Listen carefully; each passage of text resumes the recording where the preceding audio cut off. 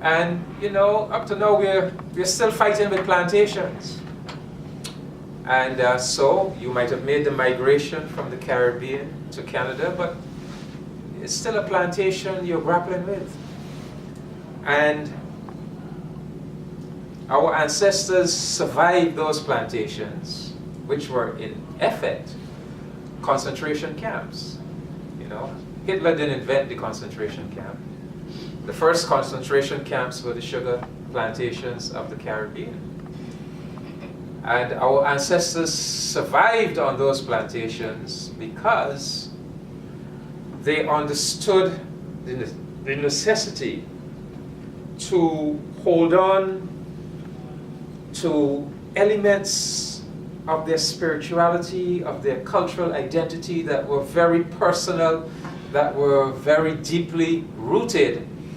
And they held those elements close to them, and they used it as a protective mechanism to preserve their humanity, so that they could deal with the inhumanity of the plantation and not succumb to it.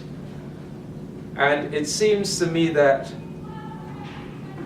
in this plantation that you find yourselves in, it is so important for you to do a similar thing, to protect those elements of your cultural and personal identity, of your heritage, that are precious to you, that are of great spiritual meaning and depth.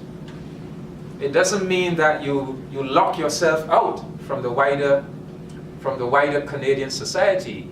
What it does mean is that you approach the wider Canadian society with a fully intact sense of who you are, and your own inner strength, and your worth, and your own culture that is unique to you, and that permits you to deal with the wider Canadian society and culture as very much an equal.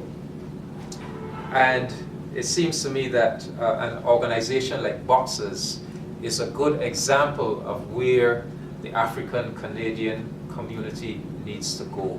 The kind of structures that you need to build to find each other on this plantation, and to come together, not to come together as Jamaican people and Bajan people and Haitian people, but to come together and build an Afro-Canadian cultural identity, a large house that has within it rooms for the Bajan culture, the Jamaican and the Haitian, but gives you that broader identity and the solidarity and the security and the support that comes with building those kinds of structures. And I don't think I'm being too harsh about Canada, describing Canada as a plantation. I mean, Barbados is still a plantation. We are 95% black, right?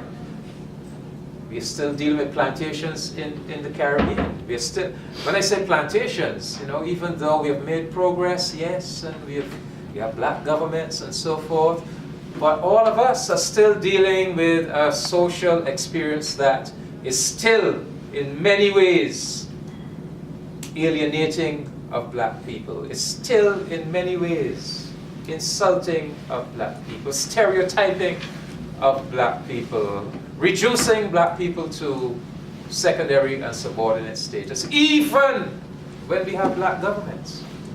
So I don't think I'm being unduly harsh when I describe Canada in that way. In fact, I want to say that, you know, Canada often kind of escapes censure because people compare it with the United States. And so they say, well, Canada seems benign in comparison with the United States.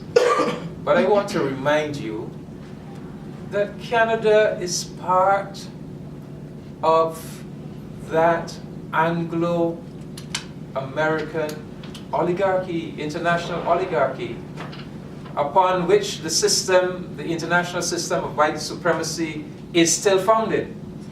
Britain, the United States, Canada, Australia, that Anglo-American establishment.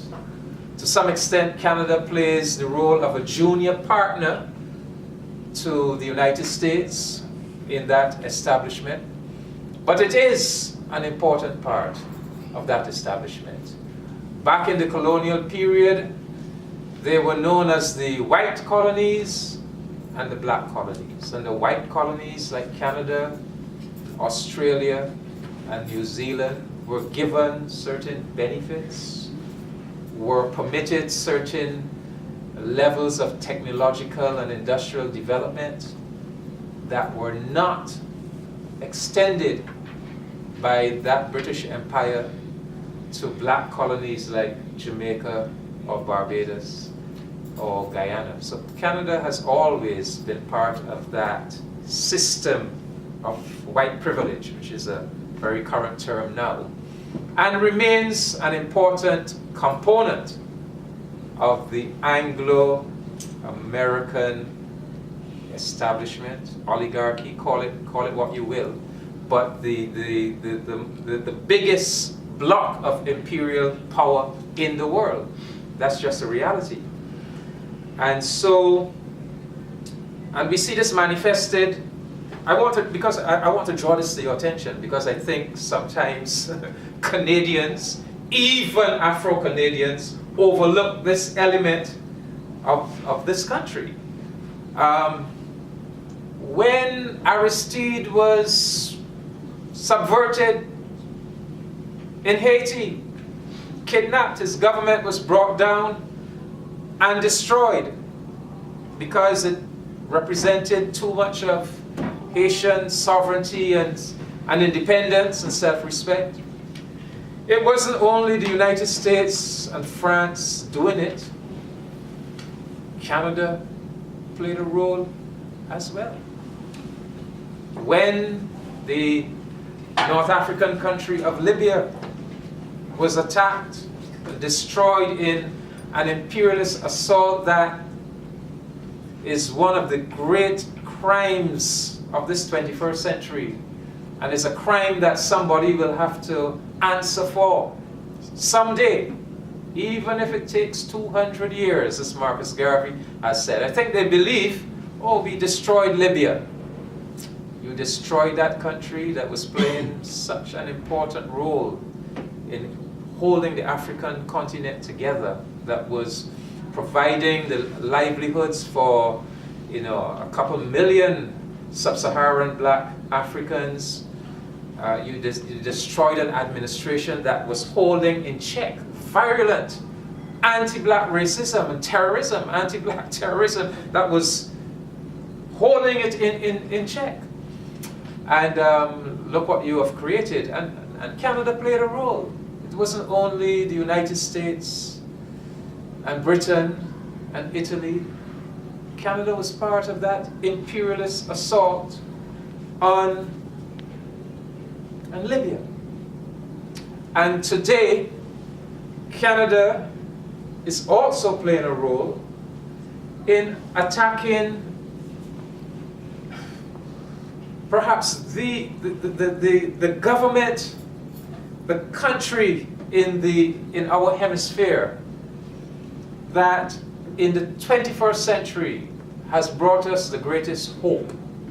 I speak of the Bolivarian Republic of Venezuela. So our brothers from the Venezuelan embassy? No, I was in Caracas recently. I was in Caracas recently, and we attended a rally where President Maduro spoke, and he basically said, to hell with Canada, because the Canadian government had just imposed sanctions on President Maduro and members of his administration on the pretext that the socialist government of Venezuela is committing human rights abuses. Now, I have been to Venezuela 3 times for this year. We walk the streets of Venezuela. We see the social reality of Venezuela. We understand what is going on in Venezuela. And I don't think I have any better understanding than the Canadian government. The Canadian government must know exactly what is happening in Venezuela. They must know, they must be aware of how unjust is this stigmatization of President Maduro and his administration. But the plot is to bring down the socialist administration. The plot is to bring it down. What is its crime? Well, its crime is that it took back its petroleum industry and decided that rather than American multinationals monopolizing its petroleum wealth and the traditional Venezuelan elite, that the resources stemming from Venezuela's natural resources must be used to uplift the working class people of Venezuela. The poor people, the people who live in the favelas and barrios, the people who for centuries, for decades in the 20th century, they would see them living in hovels on these mountainsides. People who perhaps never had access to water, to electricity, to schooling, to medical services, and they saw nothing wrong with that. All was fine and well. But here comes Hugo Chavez and a socialist administration that says, no, our people shouldn't have to live in those subhuman conditions.